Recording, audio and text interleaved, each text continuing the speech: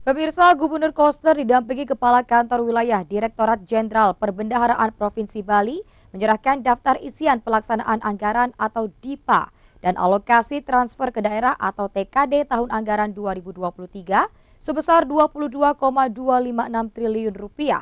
Gubernur Koster mengatakan belanja rutin yang tidak efektif, tidak efisien dan tak tepat sasaran agar dapat dikendalikan untuk kesejahteraan masyarakat.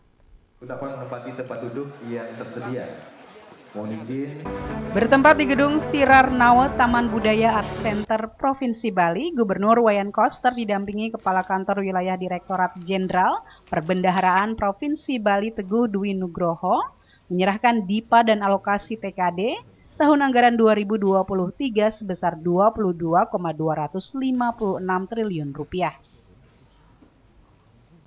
Alokasi sebesar Rp22,256 triliun mencakup alokasi DIPA sebesar Rp11,329 triliun terbagi dalam 380 DIPA dengan rincian 345 DIPA Satuan Kerja Pemerintah Pusat dan instansi vertikal di daerah serta 35 DIPA Satuan Kerja OPD atau dekonsentrasi dan tugas pembantuan.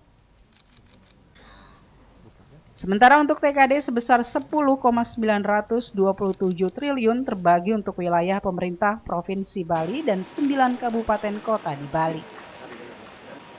Penyerahan DIPA menjadi sesuatu yang penting dalam konteks menjalankan tata pemerintahan secara hierarki vertikal dan harus tertib sesuai kebijakan dan arahan Presiden. Selain dokumen pendukung kegiatan akuntansi pemerintahan, DIPA juga menjadi dasar pengeluaran negara dan pencairan atas beban APBN. Dalam sambutannya, Gubernur Wayan Koster mengatakan, belanja rutin yang tidak efektif, tidak efisien, tak tepat sasaran, dan tak produktif agar dapat dikendalikan sehingga tercipta tata kelola APBD yang baik.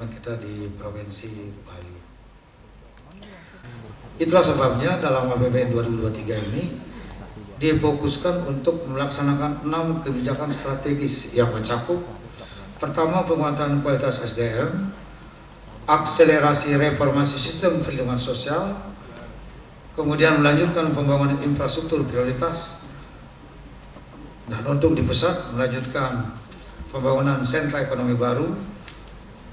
Saya kira kita di daerah juga